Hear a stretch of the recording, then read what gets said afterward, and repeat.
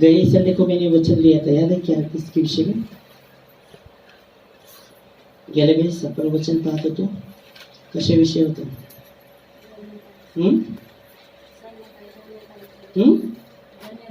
धन्यता। ओके, धन्यता के विषय में हम देख रहे थे और यिर्मयाह 17:7 वचन से हमने शुरू किया था।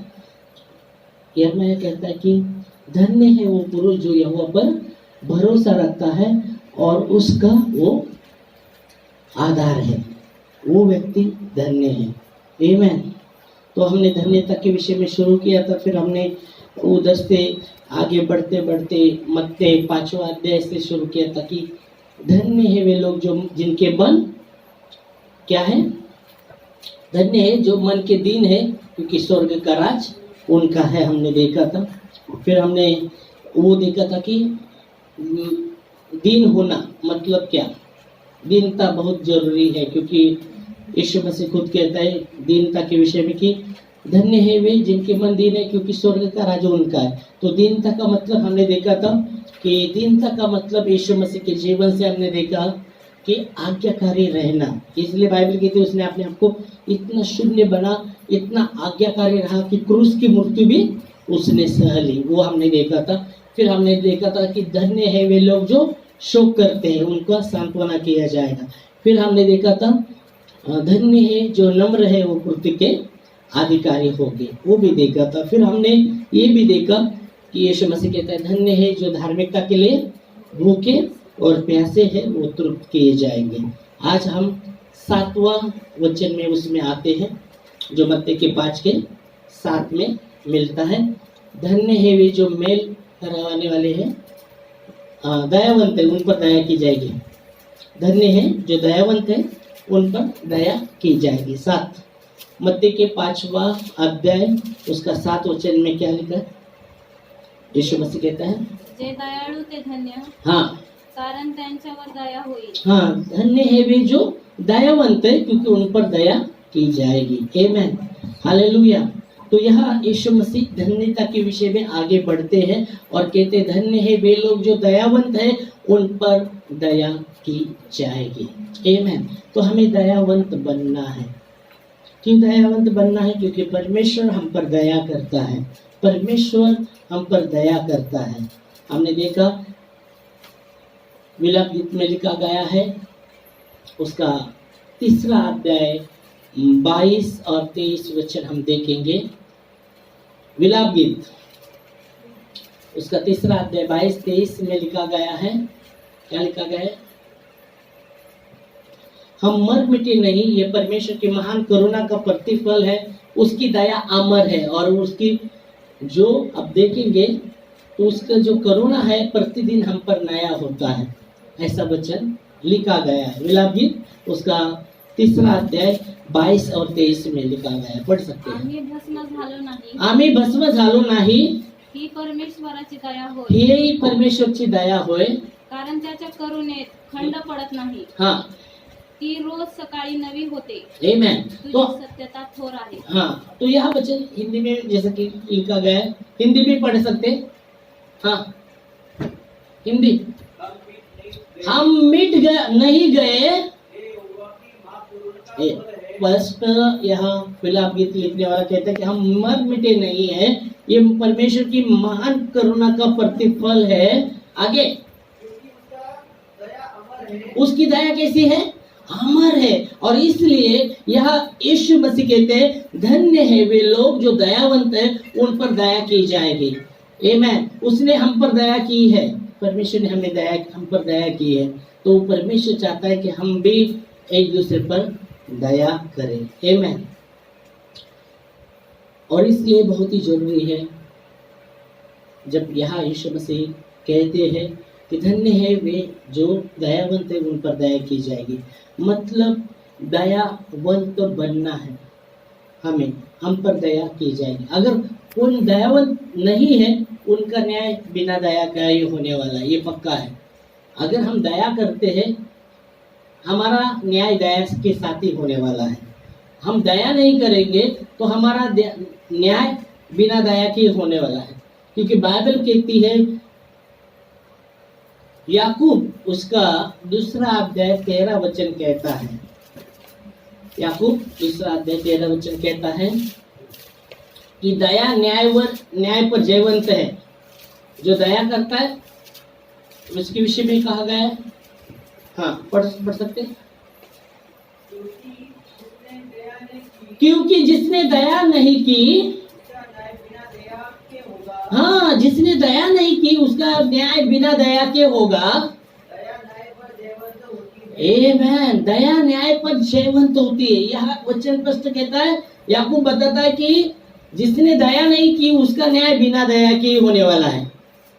जो दया करता है उसका न्याय दया के साथ होगा। जो दया नहीं करता उसका न्याय क्या होगा? बिना दया के होगा। जो दया करता है उसका न्याय दया के साथ होगा, क्योंकि दया न्याय पर जयवंत होती है। आमेन। इसलिए स्टोरी है बाइबल में स्टोरी है। वो स्टोरी ऐसी है जो मत्ती के 18वां अध्याय उसके 33 और 34 वचन में हमको मिलता है।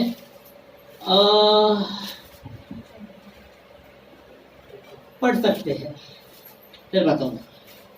18वां अध्याय 33-34 वचन, वो स्टोरी दया के विषय में हम देखते हैं। यहाँ स्वामी कहता है, जैसा मैंने तुझ पर दया किया,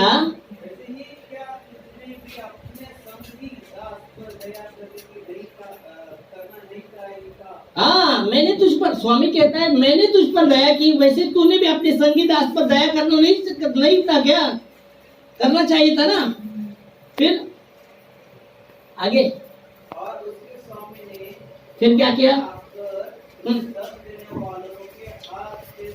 हाँ, उसके स्वामी ने उसको किसके हाथ में सौंप दिया? जो दर्द देने वाले के हाथ में सौंप दिया। ओके, 35 में पढ़ा बोला। हाँ, पढ़ो, पूरा पढ़ो। हाँ,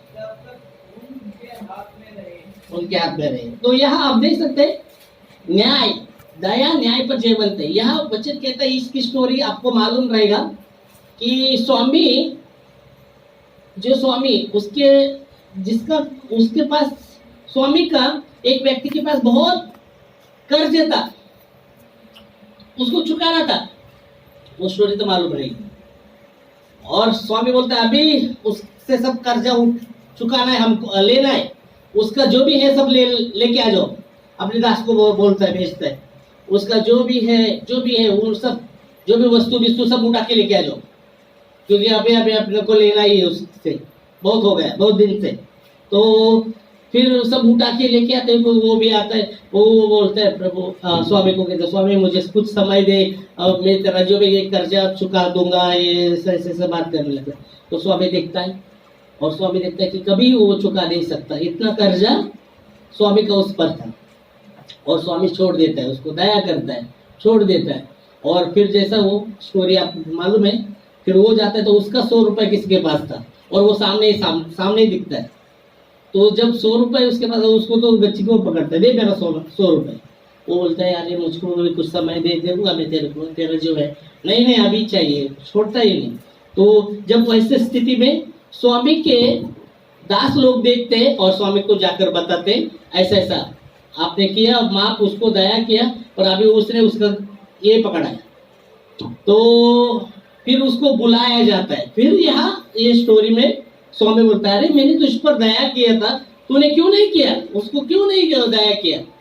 मैंने किया था तुझे माफ, तो तूने भी तेरे दास संगी दास को माफ करना था, दया करना था, और वो दया नहीं करता। तो बाइबल कहती है उसका न्याय बिना दया के ही वहां हुआ है। इसलिए याकूब स्पष्ट कहता है, जो दया नहीं करता उसका न्याय बिना दया के होगा, जो दया करता है उसका न्याय दया के साथ होने वाला है। आमीन, आमीन, हालेलुया।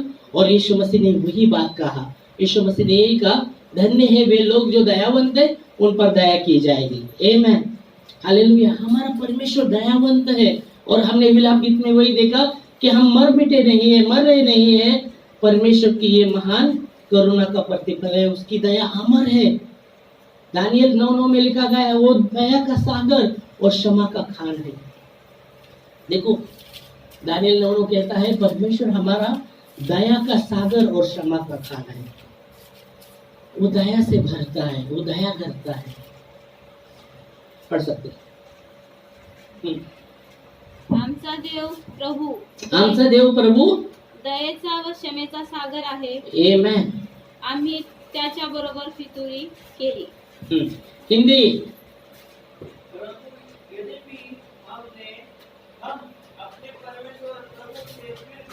कौन सा? हाँ बड़ा पढ़ो अभी। हाँ, यदि भी हम परमेश्वर से फिर भी गए, फिर भी वो हमारे साथ दया का सागर और क्षमा का खान है। परमेश्वर चाहता है कि हम वापस लौट आए। बाइबल कहती हम फिर गए परमेश्वर से, फिर भी उसने हम पर दया ही किया है। फिर भी परमेश्वर ने हम पर दया किया। परमेश्वर चाहते हैं कि हम वापस लौट आए। जैसे हम देखते हैं उड़ान पुत्र के जीवन में, उड़ान पुत्र के जीवन में बड़ा एक पुत्र है और छोटा, जो उसको उड़ान पुत्र कहा गया है। तो पिताजी को कहते हैं मेरा जो भी हिस्सा मुझे दे दे, क्योंकि पिताजी के साथ वो रहना नहीं चाहता था, पिताजी के साथ नहीं रहना चाहता। उसको लगता था अपना, अरे क्या पिताजी के कब से आधीनता में चले, हाँ अपन भी कुछ तो है ना, तो अपना अपना करके अपना अपना हिस्सा लेंगे। तो अपना अपना हिस्सा बोलते हैं दे दे। ये प्रभु वो पिता के लिए बहुत दुखित बात थी कि पिता चाहता था कि उसका जो बेटा है वो बेटे उसके साथ रहे, उसके साथ रहे। पर यहाँ आप देख सकते जब उसने अपना हिस्सा मांगा, दूसरे दिन पिता ने उसको हिस्सा दे दिया। हिस्सा लेके फिर बाइबल कहती है वो दूर देश में चला गया। पिता के देश में नहीं रहा, दूर देश में चला गया। और वहाँ मित्र, उसको ऐसे से मित्र मिले और कुसंगति में, बुरी संगति में अपना सब कुछ जो भी उसका हिस्सा था उड़ा डाल दिया। मित्रता, कुसंगति, बाइबल कहती धोखा न खाओ, बुरी संगति अच्छे चरित्र को भी बिगाड़ देती। तो यहाँ वैसे ही हुआ, जब दूर देश में कोई नहीं हुआ, ऐसे ऐसे मित्र उसको मिले जो आप देख सकते, और उसके साथ रहकर उसने जो भी था अपना हिस्सा कुसंगति में उड़ा दिया।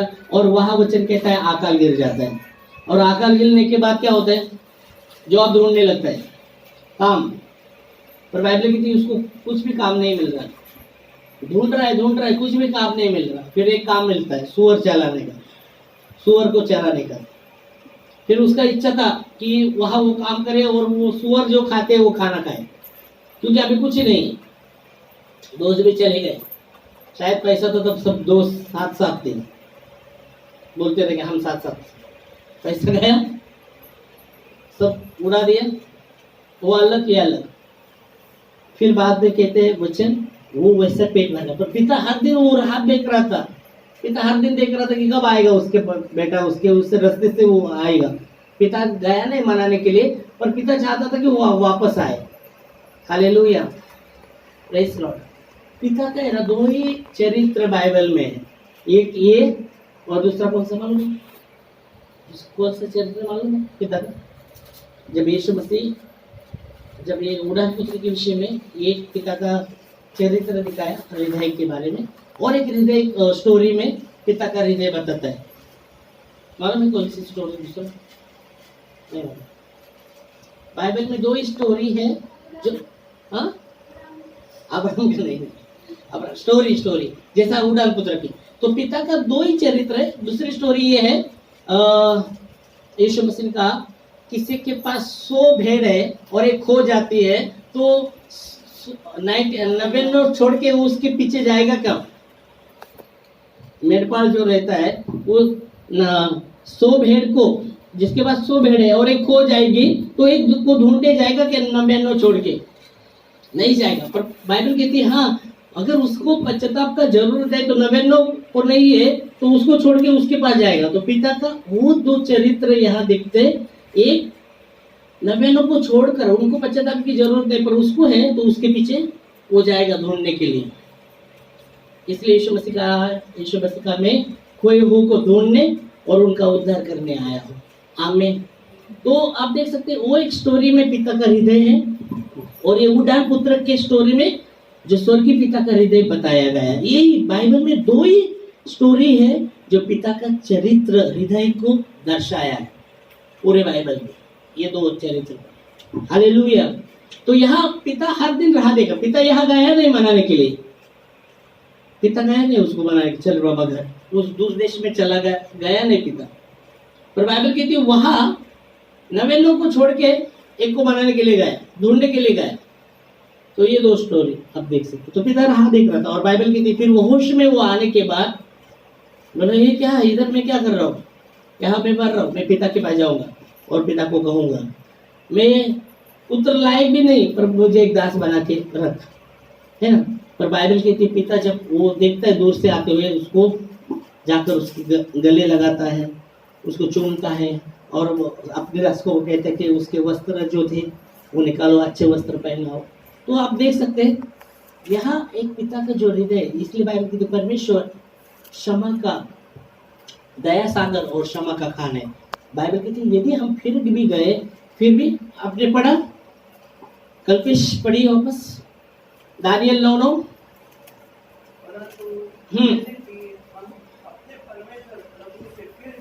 यदि भी हम परमेश्वर से फिर गए, फिर भी हाँ, फिर भी तू दया सागर और क्षमा के खाने, हमारे साथ दया का सागर और क्षमा का खाने। पिता हर दिन देखता है, हम फिर गए फिर भी पिता चाहता है कि वो हम उसके करीब आए। आमेन, हालेलुया। जैसे वैसे आए, आमेन। प्रभु से भागे नहीं, मत भागिए। गलती भी हुआ तो भागो मत, प्रभु के करीब रहना है। जैसा वो आदम और हवा ने किया, जब उन्होंने गलती किया, वो फल खाया, छुपने लगे, भागने लगे, पिता से भागने लगे। पिता वाटिका में जब आया और पुकारने लगा, वो ये चुपने लगे, भागने लगे, चुपने लगे, और पिता पुकार रहा है। क्या पिता को मालूम नहीं क्या, परमेश्वर को मालूम नहीं क्या इन्होंने फल नहीं खाया है? परमेश्वर सब जानता है। बाइबल कहती है परमेश्वर सर्वज्ञानी परमेश्वर है, सब कुछ जानने वाला। इसलिए दावीद कहता है कि प्रभु तू मेरे मन का स्वामी है, तूने मेरे माँ के गर्भ में मुझे रचा है, मेरे मन के हर एक विचार को जानने वाला परमेश्वर, आमेन। और जैसे वैसे वो प्रेम करने वाला परमेश्वर है। Praise Lord, hallelujah. और इसलिए दावीद कहता है मैं कहाँ भाग जाऊं, तुझसे कहाँ भाग सकता हूँ, कहाँ छिप सकता हूँ? जहां भी जाऊं वहां तू है, जहां भी मैं जाऊं वहां तू है। भजन संहिता 139 7 वचन से पढ़ेंगे तो वो कहता है प्रभु मैं तेरे आत्मा से कहाँ छुप सकता हूँ, कहाँ भाग सकता हूँ? जहां जाऊं वहां तू है। कहाँ जाऊं बोलता है, कहाँ छुपू? 139 उसका 7 से पढ़ेंगे तो 7 से। हाँ, दावीद कहता है कि प्रभु मैं तेरे आत्मा से भागकर किधर जाऊं और तेरे सामने से किधर भागू? आमेन। आगे, यदि मैं आकाश पर चढ़ूं उधर भी तू है प्रभु। हाँ, अंधलोक में डालू, हाँ तू वहां भी है। हाँ, फिर आगे,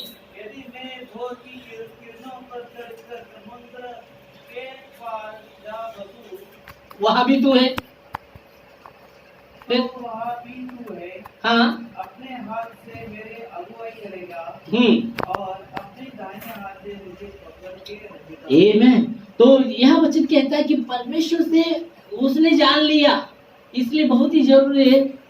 यहाँ जब आपने देखा वचन में दानियल 9:9 में वो दया का सागर और क्षमा का खान है। बाइबल की यदि भी हम फिर गए फिर भी वो दया का सागर और क्षमा का खान है। वो चाहता है कि हम उसके करीब रहे, उससे भागे नहीं, उससे छुपे ना। Hallelujah, praise Lord. और परमेश्वर चाहता है हम दयावंत बने, क्योंकि दया न्याय पर जयवंत होती है। हमारा परमेश्वर दयावंत है, बाइबल कहती है जैसा तुम्हारा स्वर्गीय पिता दयावंत है वैसे तुम भी दयावंत बनो। एक ही वचन लूंगा और रुकूंगा। और हम देखते हैं लूका 6:36, एक ही वचन, लूका 6:36। जसा तुमचा पिता दयाळू आहे हाँ, तसे तुम्हीही दयाळू व्हा। Praise Lord. जैसा तुम्हारा स्वर्गीय पिता दयावंत है वैसे तुम भी दयावंत बनो। दयावंत बनिए, दयावंत बनिए। बाइबल की जैसा हमारा स्वर्गीय पिता दयावंत है वैसे हमें दयावंत बनना है। आमीन। तो दयावंत बनना है तो कठोरता हमको निकालनी है हमारे अंदर। कुछ लोग बहुत कठोर रहते, बहुत ही कठोर रहते है ना, कठोर रहते नहीं। बाइबल स्पष्ट कहती है, परमेश्वर चाहता है अगर हम ऐसे कठोर हैं तो हमें समर्पण करना है। परमेश्वर कहता है कि मैं तुम्हारा वो पत्थर का हृदय निकाल कर मांस का हृदय तुमको दूंगा। हालेलुया, ऐसा वचन कहते हैं। पर हमें अगर हमारा हृदय कठोर है, हम दया से नहीं भरते, तो हमें प्रभु के हाथ में समर्पित करना है। हाँ प्रभु, ये क्षेत्र है, ये क्षेत्र है प्रभु, यहाँ मेरा हृदय जो कठोर है प्रभु मैं समर्पित करता हूँ। परमेश्वर को काम करने दीजिए, परमेश्वर काम करेगा। आमीन। परमेश्वर नहीं बोलेगा ए पहले तुम्हारा हृदय मुलायम करो, नहीं, तुम्हारा कठोर है वैसे समर्पण कीजिए, परमेश्वर काम करेगा, उसको काम करने दीजिए। आमीन। Hallelujah, praise Lord, hallelujah. Bible कहती है कुंभार है और हम मिट्टी है। अपन बताइए प्रभु जैसा बनाना बना। जब परमेश्वर बनाने लगते तो बहुत भी दर्द भी होता है, कभी कभी बनाने लगते परमेश्वर छाटने लगता है ना तो दर्द भी होता है, पर परमेश्वर उस समय भी हमें बनाने की कोशिश करता रहता है। परिस्थिति के द्वारा भी परमेश्वर हमें सुधारने की कोशिश करता रहता है, पर हमें सुधारना भी बहुत ही जरूरी है। आमीन, हालेलुया। इस समय हम प्रार्थना करेंगे और जिसे प्रभु भोज भी है अपने हृदय की तैयारी भी करेंगे।